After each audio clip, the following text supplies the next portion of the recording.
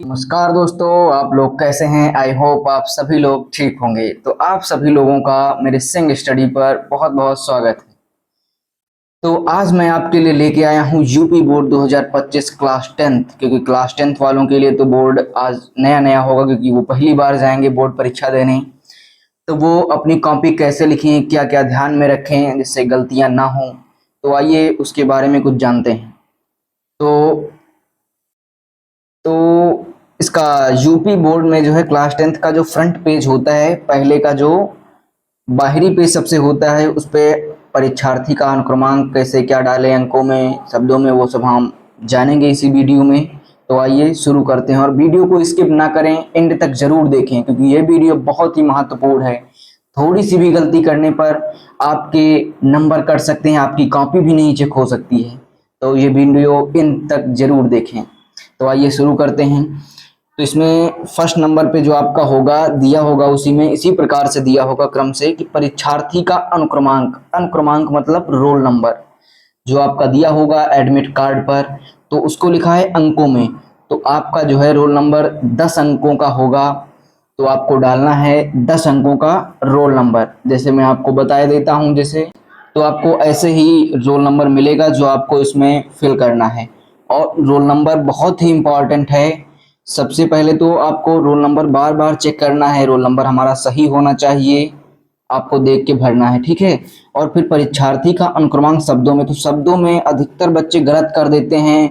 वो लिखने लगते हैं 1 अरब, ऐसे करके लिखते हैं 1 करोड़ 20 लाख 85,993, ऐसे करके लिखते हैं। तो आपको ऐसे बिल्कुल नहीं लिखना है। आपको लिखना है एक, जैसे दिया है 1 2 2 0 9 4 2 9 2 और 8। तो इसी प्रकार से आपको लिखना है। मैं बताया दे रहा हूँ, लिखने की जरूरत नहीं है यहाँ पे। तो इसी प्रकार से लिखना है, क्योंकि एग्जामिनर को जब पढ़े तो उसको मतलब फटाक से मालूम हो जाए कि ये लिखा है। आप लिखेंगे 2 अरब 20 करोड़, पता नहीं जल्दी चलेगा। तो आप नेक्स्ट 3 नंबर पर देखते हैं विषय एवं प्रश्न पत्र तथा संकेतांक। इसमें आपके 3 स्टेप दिए हुए हैं। विषय, आपकी जो विषय है, जैसे हम विषय ले लेते हैं हिंदी, हिंदी ले लेते हैं। और प्रश्न पत्र, तो प्रश्न पत्र में आपको भरना है केवल, ये बात आपको ध्यान में रखनी है थोड़ा। प्रश्न पत्र पर अंकित संकेतांक।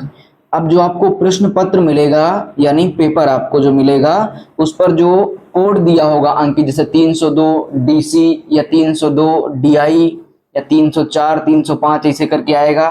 तो मैं ऐसे ही भरे देता हूँ 302 डी आई, ऐसे आपको भरना है जो कोड दिया होगा प्रश्न पत्र पर। और परीक्षा का दिन, तो जिस दिन आपकी परीक्षा होगी उस दिन भरना है, उस दिन का भरना है। जैसे मान लिया गुरुवार को आपकी परीक्षा है या शुक्रवार को आपकी परीक्षा है, तो उसमें गुरुवार ही भरना है, या शुक्रवार की परीक्षा है तो शुक्रवार भरना है, ठीक है। परीक्षा की तिथि, तिथि कौन सी है। मान लिया आज की तारीख है 26/0/224, तो आपको परीक्षा की तिथि ये भरना है। और पाली, फिर आपको ऐसे करके पाली, अगर प्रथम मतलब सुबह है आपको, तो प्रथम पाली भरना है। अगर आपको एक बार हो चुकी परीक्षा, आपके सेकंड, क्योंकि आपका हाई स्कूल है तो प्रथम पाली में ही परीक्षा होंगी, तो आपको यहाँ पर प्रथम भरना है पाली। इंटर वालों की जो होती हैं वो शाम को पेपर होता है। और केंद्र का नाम, तो आपको ये केंद्र का नाम भी ध्यान रखना है, क्योंकि आपका जो स्कूल होगा वो आपका नाम केंद्र का नाम नहीं होगा। ये आपको बहुत इंपॉर्टेंट बात है, आपको ध्यान में रखना है। जहां पर आपका सेंटर गया है, केंद्र वही में गया है, जो स्कूल में गया है, और स्कूल का नाम इसमें फिल करना है फिलहाल, जहां आपका सेंटर गया है। और परीक्षा का कक्ष चाहे तो आप भर सकते हैं, वरना ये आपका जो आपके जिसकी ड्यूटी लगी होगी आपकी क्लास में, कक्ष निरीक्षक, वो आपको भर देगा। जैसे आपका 4, रूम नंबर 4 में है तो 04 करना है, अगर 5 में है तो 5 6 7 इसी प्रकार से करना है। तो आइए इसके आगे जानते हैं कि कॉपी हम लिखें कैसे, क्या क्या चीज़ें इंपॉर्टेंट। तो सबसे पहले मैं आपको बता दूं कि पेपर 2 खंडों में आएगा, मतलब पेपर एक ही होगा, उसमें खंड का और खंड खा। खंड का में आपके दिए हुए होंगे, इसे यहाँ पर लिख लेते हैं, खंड का। खंड का आपको डालना है और आपको प्रश्नोत्तर नहीं उतारना है, आपको केवल उत्तर संख्या डाल के, जैसे खंड का में उत्तर संख्या 1 डालकर आपको लिखना है। ऐसे डाल देंगे आप उत्तर संख्या 1, फिर आप उसको अंडरलाइन कर देंगे। फिर उसके बाद उत्तर संख्या जो दी हुई है आपके, जैसे जो से प्रश्न दिए हुए हैं उसका आपको उत्तर लिखना है। और खंडिका में बस यही दिया होगा आपका, क्योंकि आपके में तो अब OMR सीट हो गई है, तो आपको पहले शायद 20 क्वेश्चन आपको OMR पर करने होंगे, उसके बाद आपको अब बहुविकल्पी OMR पे सारे होंगे। फिर आपको जितने भी ये गद्य पद्य वाले हैं ये आपको उत्तर संख्या 1 डाल के लिखना है। अगर गद्य है तो लिख देना है वहां पर गद्य। फिर उसके बाद गद्य में जो आता है, जैसे आपको गद्य में पूछता है कि इसका संदर्भ सहित व्याख्या कीजिए, तो आपको हेडिंग लगानी है संदर्भ, फिर उसके नीचे व्याख्या, फिर इसी प्रकार से लिखना है आपको। फिर जब आपका ये पूर्ण हो जाए क्वेश्चन, तो इसी प्रकार से उत्तर संख्या 1 की जगह पर आप जो उत्तर संख्या आपकी हो, उत्तर संख्या 3, उत्तर संख्या 4, तो आपको डाल के वहीं पर पद्य का लिखना है।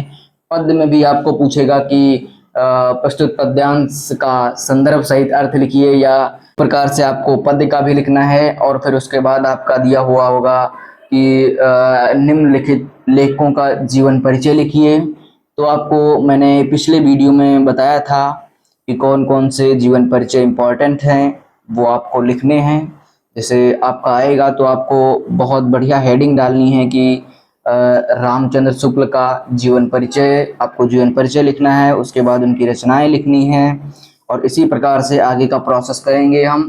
फिर उसके बाद खंड खा में जो होता है, खंड खा में जो होता है वो आपका दिया होता है संस्कृत खंड से कुछ लिया हुआ होता है, और आपके पर्यायवाची, तत्सम, तद्भव और पर्यायवाची और एक शब्द का अर्थ देने को लिखा हुआ होता है उसमें। तो आपको यही हेडिंग डालकर सब लिखना है। और फिर लास्ट में जब आप आएंगे तो आपको ये ध्यान में रखना है कि सबसे पहले तो जो इम्पोर्टेंट चीज़ है वो आपका है पेशेंस, धैर्य। आपको सबसे पहले जाना है वहाँ पर, तो पेपर 15 मिनट पढ़ना है। अब ये नहीं कि हम गए बिल्कुल वहाँ पर लिखने लगे और क्वेश्चन को दूसरा, हम आंसर को दूसरा लिख दिए। तो आपको पेशेंस रखना है, वरना भैया अगर कुछ गलत हो गया, नंबर कम आए, तो पिताजी आपके तो पेशेंट आपको बना ही देंगे। तो लास्ट में जो आएगा आपका, आपको टाइम बहुत ध्यान में रखना है। टाइम, टाइम को ध्यान में रखते, अब आपको time, time is very important for this paper. Time is very important.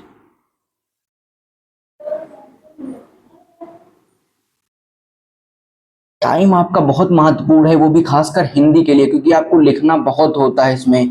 तो आपको टाइम को ध्यान में रखते हुए सभी क्वेश्चन को करने हैं आराम से, और थोड़ी आपको स्पीड में भी लिखना है। मतलब इतना नहीं कि आप कोई क्वेश्चन गलत कर रहे हैं या बहुत स्पीड में लिख रहे हैं। तो आई होप आप सभी लोग समझ गए होंगे। तो लास्ट में आपको आएगा निबंध लिखने को, तो निबंध पर भी आप 1-1.5 पेज जरूर लिखेंगे, क्योंकि वो 7, 8 या 9 नंबर में जरूर पूछा जाता है। तो आई होप आप सभी लोग समझ गए होंगे, और हमारे चैनल को सब्सक्राइब करें, शेयर करें और बेल आइकन दबाएं, जिससे मेरे सारे वीडियो आप सभी तक पहुंच सकें। धन्यवाद।